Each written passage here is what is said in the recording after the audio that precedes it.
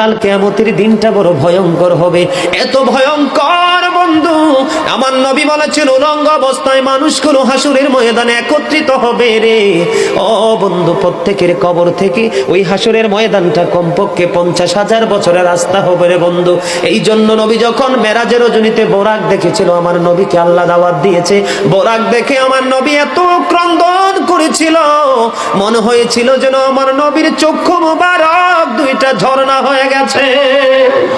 এই যুবক, কাল কিয়ামতের দিন ঘাম এত ঘামবে রে, কেউ মাজা পর্যন্ত, কেউ নাভি পর্যন্ত, কেউ বা আবার পুরো শরীর বন্ধ ঘামের নিচে ডুবে থাকবে, আবার মাথার মগজ টকবক টকবক করে উতরাইতে থাকবে রে।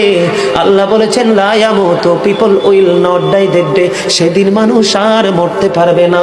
আল্লাহ বলেছেন ফিহা ওয়ালা ইয়াহইয়া, people will not be able to live that day, মানুষ